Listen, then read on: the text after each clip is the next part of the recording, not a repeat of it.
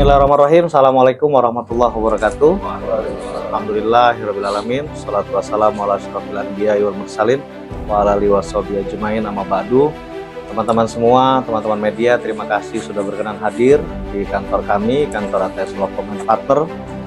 Hari ini kami mengumumkan dan menegaskan bahwa kami kehadiran calon ketua umum Partai P3 Profesor Rusnan B. Fanani yang saat ini sudah ada di tengah-tengah kita, dan alhamdulillah kami mendapatkan amanah untuk bisa mendampingi beliau sebagai tim advokasi pemenangan beliau di muktamar nanti. Teman-teman, perlu saya sampaikan bahwa muktamar P3 akan diadakan pada bulan September di 2025, dan insya Allah beliau mendeklarasikan dirinya, mewakafkan dirinya untuk menjadi Ketua Umum P3 periode 2025-2030. Untuk itu, kami kantor ATS Law Firm yang mendapatkan amanah siap dengan seluruh personil untuk mendampingi beliau. Teman-teman semua, teman-teman media, kami di sini dari ATS Law Firm, insya Allah kita siap untuk mengawal Bapak Profesor Rusnan B. Fanani untuk mengikuti muktamar P3 di bulan September nanti, dan kami akan memastikan bahwa muktamar P3 ini bisa berjalan dengan sebaik-baiknya sesuai aturan ADRT, dan jangan sampai ada intimidasi, khususnya hak-hak pemilik suara akar rumput P3 ini. Jangan sampai ada permainan-permainan yang kita nilai itu akan merusak demokrasi partai.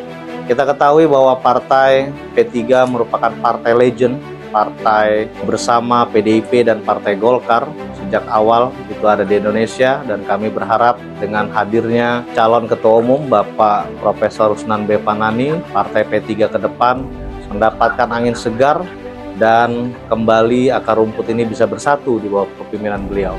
Demikian mungkin dari tim hukum yang bisa kita sampaikan. Nah, ini perlu kita tunjukkan kepada teman-teman media bahwa kita sudah mendapatkan kuasa dari Bapak Profesor Dr. Kiai Haji Rusnan B. Fanani. Ini surat kuasanya. Insya Allah setelah ini kita akan bersinergi dengan tim SES untuk memastikan muktamar P3 yang akan dilaksanakan pada bulan September nanti bisa berjalan dengan baik dan benar-benar mewakili aspirasi kader-kader P3 di seluruh Indonesia. Mungkin itu yang bisa saya sampaikan. Selanjutnya mungkin teman-teman media ada yang ingin bertanya kepada Bapak Profesor Dr. Rusnan B. Fanani, kita persilakan. Izin Pak, dari tim kuasa dalam proses advokasinya itu detailnya bisa dijelaskan nggak? Ya, artinya proses tim legal ini kita akan jalankan dari awal. Kita juga nanti akan audiensi kepada panitia muktamar, mungkin pada SC-nya, agar kita tahu bahwa aturan-aturan sesuai ADRT yang ditetapkan oleh SC pada saat muktamar P3 nanti seperti apa, mekanismenya seperti apa, syarat-syarat untuk pendaftaran calon ketua umumnya seperti apa. Nah, ini kita akan mencapai tahapan-tahapan itu. Jangan sampai nanti ada dugaan-dugaan yang mencoba untuk mematahkan calon-calon yang akan mendaftar. Ini tidak baik, karena P3 saat ini memang membutuhkan amunisi baru, pemimpin baru menurut kami yang benar-benar bisa mewakili akar rumput P3. Pak Prof, kita mulai Ya. Nah, ini ada pertanyaan terkait P3 ini kan gagal dalam pemilu kemarin itu mengirimkan kader-kadernya ke Senayan. Kira-kira apa saja kalau menurut Bapak sebagai calon yang harus dievaluasi di partai P3 ke depan? Kata-kata gagal saya koreksi ya. Sebetulnya P3 tidak gagal dalam konteks pemilu secara umum tahun 2024. Tapi kita masih belum bisa menempatkan kembali kita punya kader-kader di Parlemen Nasional, di DPR RI. Dan ini adalah kali yang pertama selama Indonesia merdeka, selama ada pemilu di tanah air kita, baru pertama kali inilah Partai Persatuan Pembangunan sebagai rumah umat Islam, politik Islam Indonesia yang kehilangan ya, kehilangan kepercayaan dari masyarakat untuk menempatkan wakil-wakilnya di DPR RI, di parlemen. Untuk itu tentu kali ini, di muktamar kali ini adalah muktamar yang paling, saya rasa yang paling sangat memprihatinkan kita semuanya, karena kita harus kembali membongkar atau mengevaluasi secara mendalam, mengevaluasi secara detail dan dari akar rumput, dari konstituen kita yang paling bawah. Sesungguhnya apa yang menyebabkan P3 pada tahun 2024 pemilu kemarin kita kehilangan kursi, kehilangan suara, bahkan tidak bisa menempatkan wakil-wakil kita di parlemen, di nasional parlemen, di DPR RI.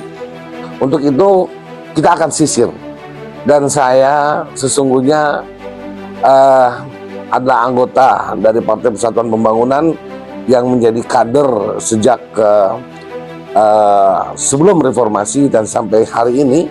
Saya berusaha untuk melihat kembali dan meneliti serta mengajak kembali kepada semua pihak yang terkait dengan P3 yang memiliki andil dalam rangka membangun P3 ke depan untuk kembali melihat dan bersama-sama membangun partai ini dari kekurangannya, dari kehilangannya, dari ketidakpercayaannya.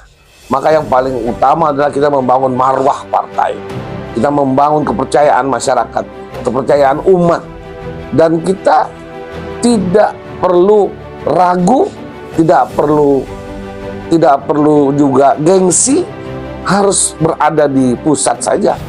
Kita harus turun ke bawah, ke konstituen kita yang paling di bawah akar rumput, yaitu di pesantren-pesantren, di daerah-daerah di mana di situ kantong-kantong umat berada, di masjid-masjid, di madrasah-madrasah, dirangkang menasah bedasah dari kekurangannya, dari kehilangannya, dari ketidakpercayaannya. Maka yang paling utama adalah kita membangun marwah partai, kita membangun kepercayaan masyarakat, kepercayaan umat, dan kita tidak perlu ragu, tidak perlu juga gengsi harus berada di pusat saja. Kita harus turun ke bawah, ke konstituen kita yang paling di bawah akar rumput, yaitu di pesantren-pesantren, di daerah-daerah di mana di situ kantong-kantong umat berada, di masjid-masjid, di madrasah-madrasah, dirangkang menasah bedasah, di mana-mana di mana di situ ada kantong umat Islam. Dan kita tahu seluruh daerah dan seluruh tanah Nusantara ini, saya rasa ada umat Islamnya, ada kaum musliminnya. Jadi sesungguhnya tidak begitu sulit buat kita, namun kita harus melakukannya dengan kerja keras, dengan membangun kepercayaan itu. Sekali lagi, dalam konteks Muktamar 2025 ini, P3 harus bangkit. P3 harus merevitalisasi, harus merestorasi, harus mereformasi, bahkan harus mengadakan perubahan. Dan saya berusaha untuk bisa menjadi pemimpin dalam perubahan ini, pemimpin dalam konteks agent of change. Jadi saya akan memimpin perubahan ini, saya akan berusaha untuk bisa membangun kembali kepercayaan masyarakat. Saya rasa itu. Dari percayaan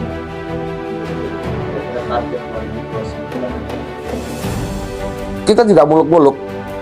Tahun 2029 target kita adalah mengembalikan P3 berada di tingkat nasional, berada di Senayan.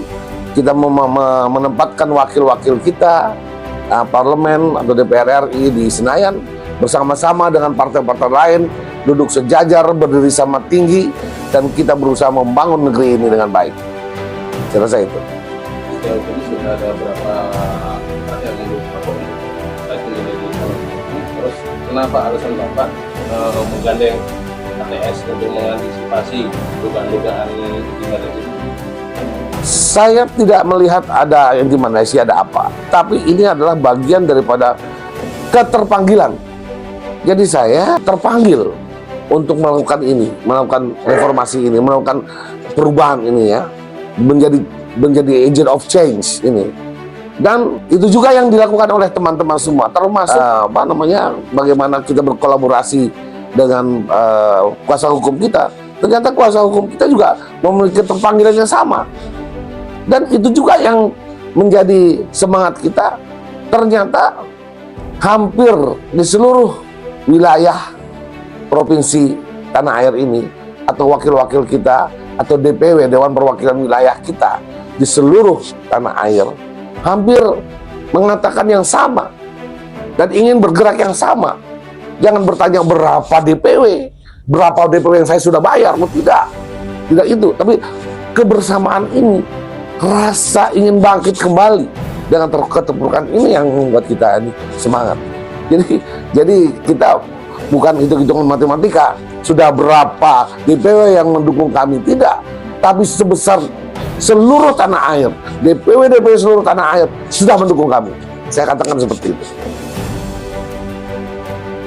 Ada lagi? Pandangan Prof itu terkait kondisi pemerintahan Pak seperti apa?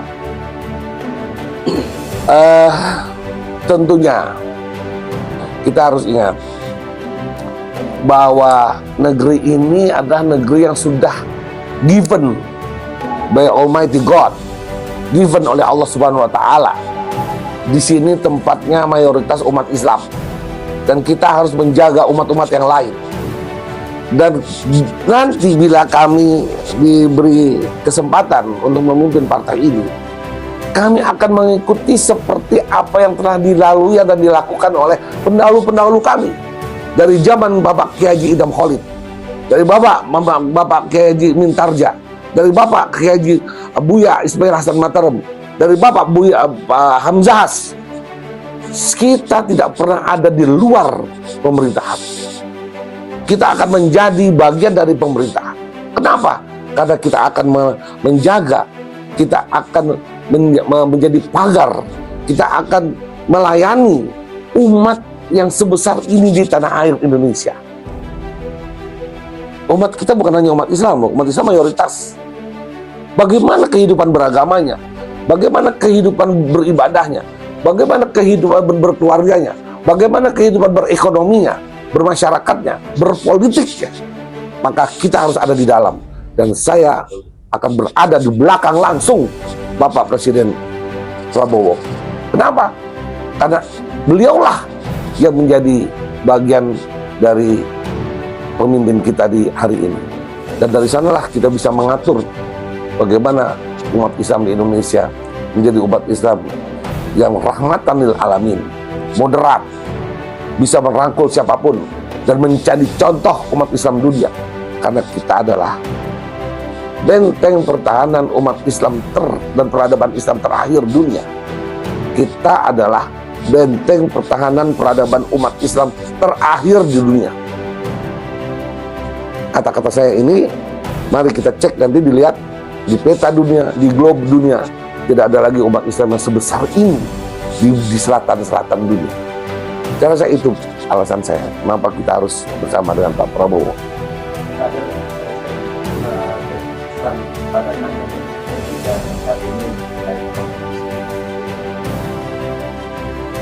Saya berpisah dengan kawan-kawan, teman-teman, semua ketua-ketua, sekretaris jenderal, sekretaris, wakil sekretaris, dan semua pengurus Partai Persatuan Pembangunan yang ada di tanah air di seluruh Indonesia.